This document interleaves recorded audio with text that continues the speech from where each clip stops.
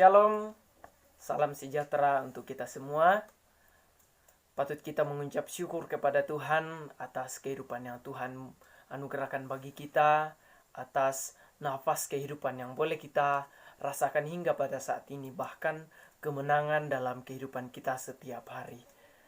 Bapak Ibu, saudara-saudara yang terkasih di dalam Tuhan, pada kesempatan yang indah ini kita akan merenungkan atau belajar dari kebenaran firman Tuhan di bawah satu tema, yaitu dasar utama dalam berdoa. Bapak Ibu, saudara-saudara yang terkasih, kata berdoa sudah tidak lazim lagi bagi kita sebagai orang percaya atau orang Kristen. Bahkan kata berdoa ini juga bukan hanya kita dari kaum Kristiani saja yang memakai kata doa, melainkan juga oleh beberapa aliran atau agama-agama yang lain seperti Hindu, Buddha, atau bahkan saudara kita di seberangnya itu agama Islam. Mereka menyebut juga sebagai doa. Lalu, apa makna doa bagi kita orang Kristen? Atau makna doa bagi kita sebagai orang yang percaya? Nah, dapat kita artikan sebagai sarana komunikasi kita dengan Tuhan. Nah, di dalam doa, kita dapat melakukan penyembahan seperti memuji Tuhan atas segala nikmat anugerah yang dilimpahkan bagi kita. Nah, melalui doa juga kita bisa membawa segala pergumulan kita. Tentu ini menjadi tuntutan utama bagi kita untuk senantiasa berdoa. Nah, karena di dalam doa kita juga akan membangun sebuah hubungan yang erat dengan Tuhan. Di dalam doa kita bisa lebih dekat dengan Tuhan. Nah, apa jadinya jika kita sebagai orang Kristen tidak memiliki hubungan dengan Tuhan, atau masih pantaskah kita disebut sebagai orang yang percaya? Nah, saudara-saudara yang terkasih di dalam Tuhan, Allah itu kasih, Allah itu dekat dengan kita, sehingga dengan melalui doa saja kita bisa membangun sebuah hubungan yang indah dengan Tuhan. Seperti halnya dalam membangun sebuah hubungan pribadi, yaitu atau dalam berpacaran, atau hubungan dalam sebuah keluarga. Nah, tanpa komunikasi kita tidak akan bisa membangun sebuah hubungan yang indah di dalamnya. Saudara-saudara yang terkasih, membangun sebuah hubungan dengan Tuhan bukan cuman sekedar kita membangun saja, tetapi kita harus memiliki landasan atau pondasi yang kokoh. Nah, landasan itu bertujuan agar ketika kita membangun sebuah hubungan dengan Tuhan, hubungan itu tidak mudah goyah atau runtuh ketika kita menjalani hubungan. Nah, ibarat sebuah pondasi atau landasan sebuah bangunan. Ketika hendak mendirikan sebuah gedung atau sebuah rumah, jika dasarnya kuat, tentu tidak akan mudah goyah meskipun angin badai sekalipun yang menerpa, longsor, banjir, bahkan tsunami sekalipun. Jika pondasinya kuat, jika landasannya kuat atau dasarnya kuat, tentu itu tidak akan mudah. Nah, bagaimana jika pondasi bangunan itu lemah atau dasar dari bangunan itu lembek? Nah, tentu bagi bangunan itu tidak membutuhkan waktu yang lama untuk rubuh.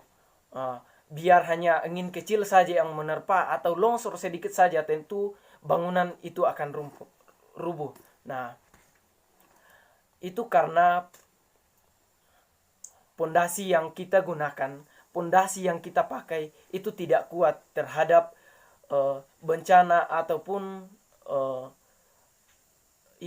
atau bencana yang akan datang. Nah, lantas landasan seperti apa yang perlu kita miliki agar hubungan kita dengan Tuhan itu tetap kuat atau kokoh? Nah, mari kita pelajari bersama apa yang harus kita miliki dalam berdoa.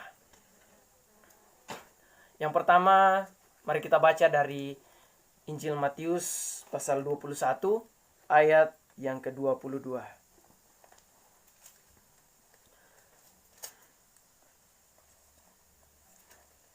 Matius pasal 21 ayat yang ke-22. Firman Tuhan berbunyi demikian.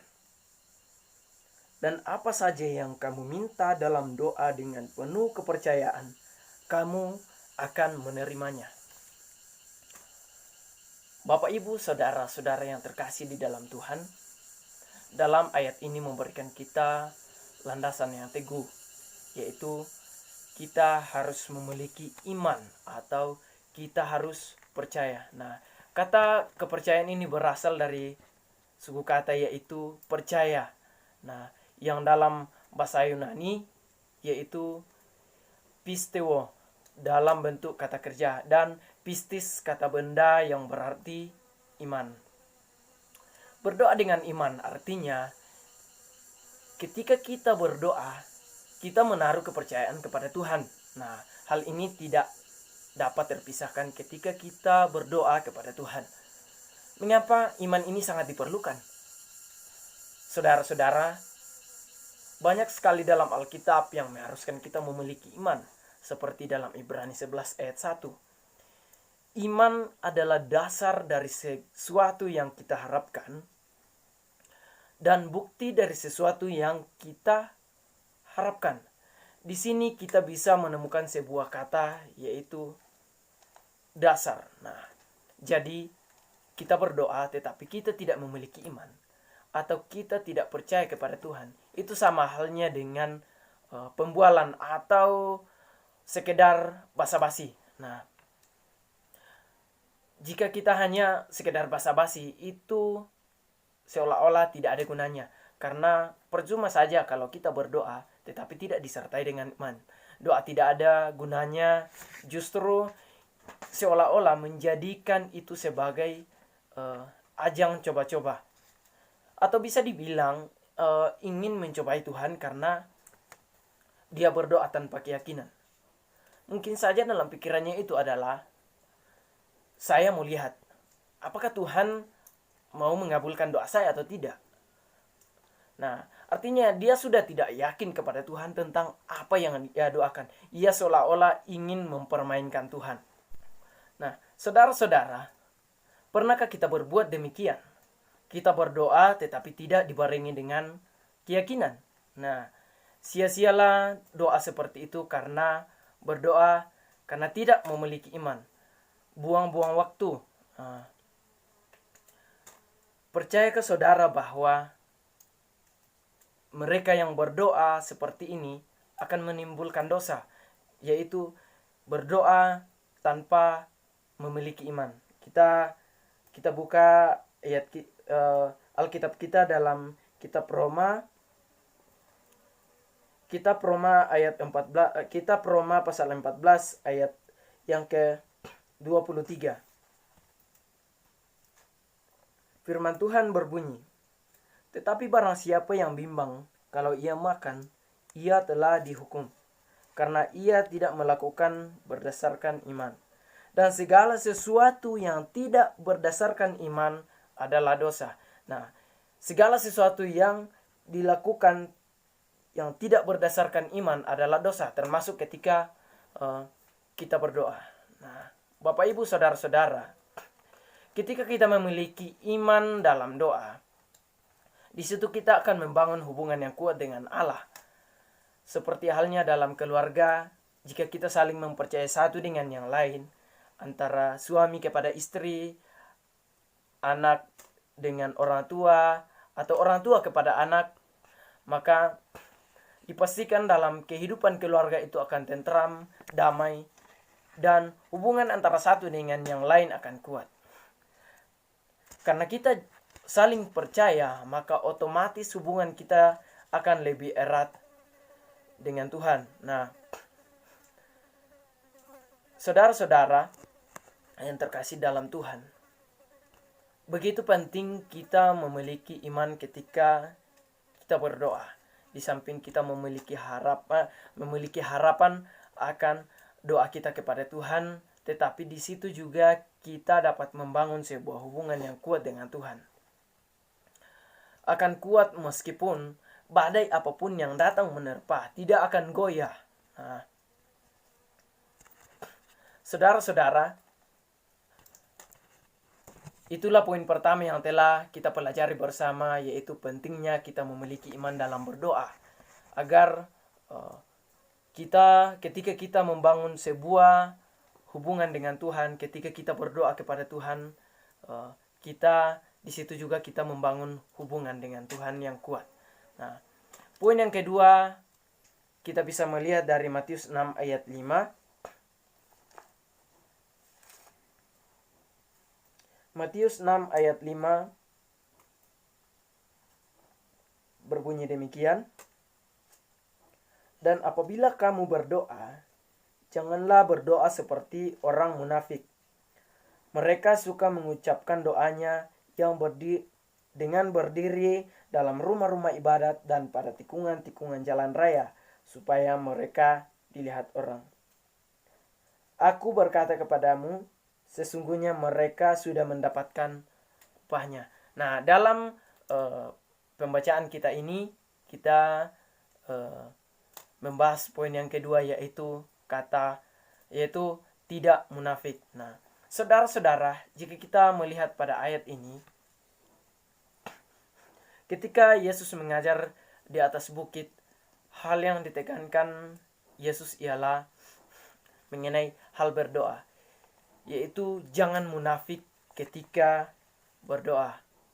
Bapak, Ibu, saudara-saudara yang terkasih,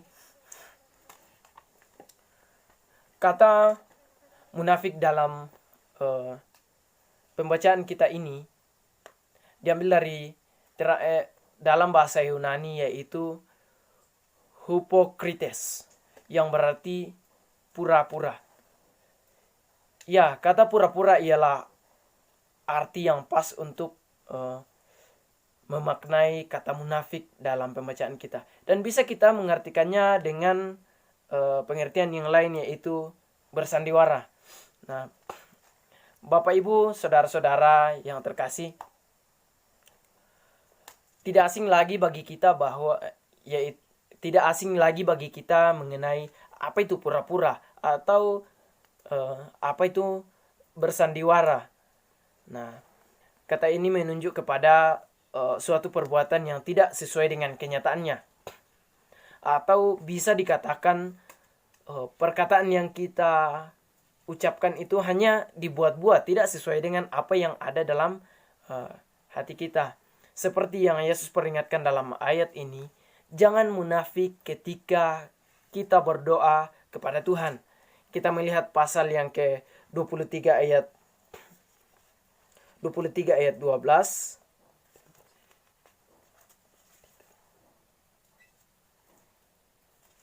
Kita melihat pada pasal 23 ayat yang ke-13. Firman Tuhan berbunyi, celakalah kamu hai ahli Taurat dan orang-orang Farisi, hai kamu orang-orang munafik, karena kamu menutup pintu kerajaan surga di depan orang, sebab kamu sendiri tidak masuk, dan kamu merintangi mereka yang berusaha untuk masuk. Nah, tampaklah bahwa yang dimaksud sebagai orang yang munafik dalam pembacaan ini ialah para ahli Taurat dan orang-orang Farisi. Mereka sangat munafik ketika berdoa. Seperti yang dalam Matius 6 ayat 5 tadi, mereka suka mengucapkan doanya dengan berdiri dalam rumah-rumah ibadat dan pada tikungan-tikungan jalan raya. Nah, kita melihat apa motif mereka ketika mereka berdoa. Nah, mereka melakukan hal seperti itu bukan terletak pada kepatuhan mereka dalam berdoa, atau mereka melakukan itu agar dilihat orang bahwa wah, orang-orang ini sungguh patuh dalam berdoa, orang-orang ini sungguh hebat dalam berdoa. Nah, mereka ketika mereka berdoa, mereka itu kelihatan sangat khusyuk. Tetapi sebenarnya mereka hanya sedang berpura-pura atau sedang bersandiwara agar terlihat lebih religius di mata orang-orang yang melihatnya. Lalu, apa respon Tuhan mengenai hal tersebut? Yesus justru mengecam mereka yang bersandiwara ketika berdoa. Nah, mereka berdoa bukan untuk Tuhan, tetapi untuk harga diri mereka, untuk kepentingan mereka, untuk martabat mereka di hadapan orang-orang banyak. Nah, saudara-saudara yang terkasih, sama halnya ketika kita berdoa, tetapi bukan bertujuan untuk membangun hubungan dengan Tuhan, tetapi justru menjadikan sebuah doa itu sebagai ajang perlombaan. Perlombaan seperti apa yang dimaksud? Perlombaan dalam kata atau kemahiran kita dalam berdoa, panjangnya doa dan sebagainya. Kalau seperti itu, kita tidak ada bedanya dengan mereka para ahli-ahli Taurat dan orang-orang Farisi ini, yang ketika berdoa mereka menjadikan sebagai ajang pertunjukan atau sesuatu yang dipertontonkan bagi orang banyak, agar orang bisa menyanjung mereka atau bisa memuji-muji mereka. Saudara-saudara, mengapa ketulusan itu sangat penting dalam berdoa? Nah, karena jika kita memang tulus, berarti kita benar-benar berdoa sesuai dengan apa yang ada dalam isi hati kita. Nah, bukan sekedar membual atau sekedar menciptakan kata-kata yang indah agar disanjung orang lain. Kemudian, jika kita berdoa, kita justru akan lebih diperhatikan ketika memiliki hati yang tulus. Karena justru Tuhan akan mengutamakan apa yang ada di hati daripada apa yang tampak pada diri kita atau kemahiran kita dalam menyusun kata-kata atau berkata-kata panjang pendeknya itu. Jika saudara kembali melihat pada kisah pengurapan anak Isai oleh Samuel, di situ apa yang menjadi dasar penilaian Tuhan untuk calon raja yang akan menggantikan Saul pada saat itu? Dia Allah ini lebih menilik kepada hati, bukan pada kemampuan atau bukan pada postur tubuh, atau bukan terletak pada talenta yang mereka miliki, seperti saudara-saudara Daud yang lainnya.